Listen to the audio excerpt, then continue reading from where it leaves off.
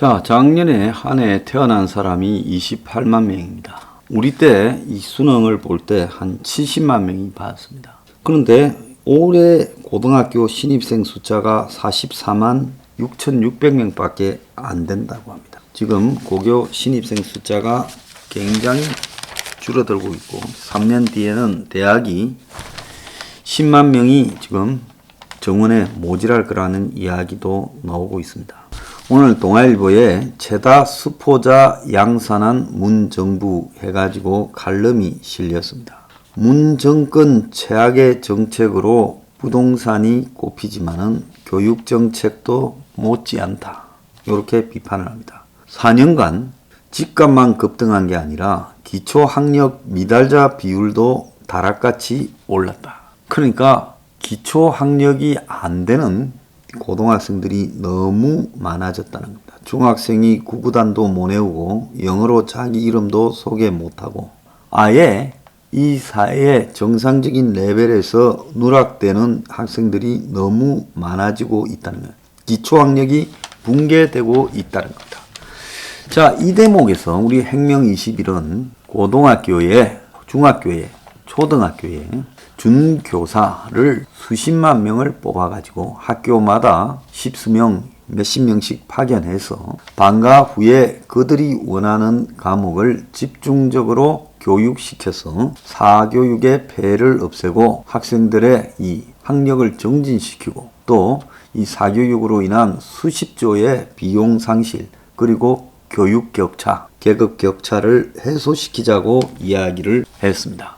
그러면 고용도 창출되고 사교육비가 줄어드니까 그야말로 이 학부모로서는 다른 데 쓸 수 있는 돈도 늘어나고 또 한편으로 애들의 학력도 향상되는 부분이 될 수 있다는 겁니다. 최근에 학업 성취도 결과를 보면 중3 수포자, 즉 수포자라고 말하면 수학 기초 학력 미달자 비율이 노무현 정부 중반에 급증해 2008년에는 12.9, 근데 이명박 정권이 이를 2012년까지 3.5%로 줄였고 박근혜 문재인 정부 교체기인 2017년에 9.9%까지 늘어났다가 지난해는 13.4%까지 높아졌어요. 고2 수포자도 지금 지난해 13.5%가 됐고 수학뿐만 아니라 국어 영어도 마찬가지라는 겁니다. 그러니까 기초 학력들이 완전히 무너졌어요. 교육감들이 예산에 지방자치 예산의 20%를 이 교육에 쓴다고 해서 갖고 가가지고 엉뚱한 짓거리를 하면서 교육 능력 향상을 위한 노력은 아무것도 안 했다는 겁니다. 그러니까 학업 포기자들이 양산되는 배경에는 있는 집에는 부모가 다 자식을 어떤 형태로든 사교육을 시키고 학원을 보내고 과외를 시키고 해서 커버를 하겠지요. 자, 진보 교육감이 당선되면서 학교에서 공부를 사실상 포기해버리는 양상으로 갖고 갑니다. 자율학습이니 무슨 자율학교니 무슨 전인교육이니 하면서 공교육을 완전히 돈은 돈대로 갖다 쓰면서 박살을 내고 있어요. 그러니까 학교마다 시설은 좋은데 애들의 학력 수준은 형편없이 돼버렸다는 겁니다. 그러니까 없는 집의 애들은 자연스럽게 사교육이나 과외 학원 등 사교육에서 누락되면서 결국 학교의 성적이 학교가 애들을 가르치는 역할을 하는 게 아니라 대충 데리고 있다가 그냥 보내고 좌파 교육이나 시키고 이렇게 해요. 그러니까 있는 집의 애들은 학교에 가서 그냥 배우는 게 아니라 따로 배우고 없는 집의 애들은 학교에서도 안 가르쳐주고 따로 못 배우니까 결국 없는 집의 애들은 여전히 그냥 흙수저로 살아갈 수밖에 없게 된다는 거예요. 성적이 금수저, 은수저, 동수저, 흙수저를 결정하잖아요. 자, 그래서 OECD가 지금 15세 학생을 대상으로 3년마다 학업 성취도와 부모 학력 관계 그리고 소득 관계를 조사했는데 한국은 가정 배경 상위 10% 학생의 읽기 과목 최하 등급 비율이 2.1, 2018년에는 6.3이었고 하위 10%는 16.3에서 29.3이 됐다는 거예요. 10명 중에 3명이 읽기도 제대로 안 된다는 거예요. 학업 성취도 평가에서요. 그래서 없는 집의 애들은요. 10명 중에 3명이요. 갈수록 이런 이 학력 격차가 심해지고 계층별 사교육비도 심해진다는 겁니다. 격차가요. 교육비에 따르면 상위 10%의 학생은 1인당 월 사교육비가 63만원, 하위 10%는 9만원. 자유학기제 시행 이후 월소득 600만원 이상인 집은 학원비 지출을 늘리고 나머지 가구는 줄였다고 하는 겁니다. 그래서 고소득 가정에서는 내신 신경 안 쓰고 선행 진도 빼서 좋다고 시험이 없는 자유학기제를 좋아한다는 거예요. 왜? 어차피 배울 것도 없는 학교에서 내신 챙기고 뭐 이런 거 한다고 애가 대학만 좋은 데 들어가면 되는데 학교에서 쓸데없는데 시간 낭비를 안 해서 좋다라는 겁니다. 이 한국이 지금 공교육이 완전히 엉망이라는 겁니다. 이제 2학기부터 애들이 등교를 한다는데 있는 집 애들은 키도 크고 성적도 올라서 오는데 가난한 집 애들은 얼굴도 까칠해지고 배운 것도 까먹고 올 것이라는 겁니다. 적어도 이 동아일보 칼럼은 저는 명백하게 옳다고 생각하고요.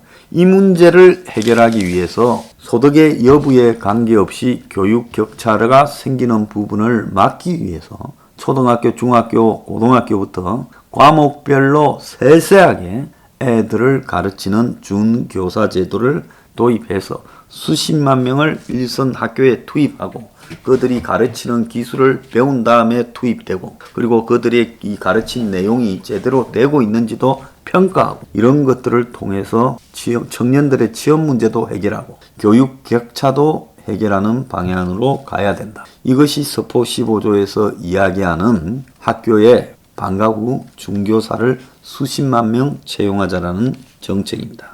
오늘 보면 노조가 띄운 정년 연장을 청년 세대 노조원들이 막았었다. 그래서 인재 공급 막히고 청년 실업을 야기한다 하고 지금 건보 노조에서 건강보험재단에서 김용희 이사장이 단식을 하고 그래서 고객센터 콜센터 직원들을 정규직으로 하려고 하니까 노조가 반대를 하고 그래서 회사 내부에서 노조 두 개가 싸우고 있고 이사장은 단식을 하는 사태가 벌어졌는데 건보 노조가 이제 여러 가지 압력을 받았는지 협의에 참여하겠다 하는데 이 젊은 세대 직원들은 반발을 하고 우리는 시험 쳐서 들어왔다.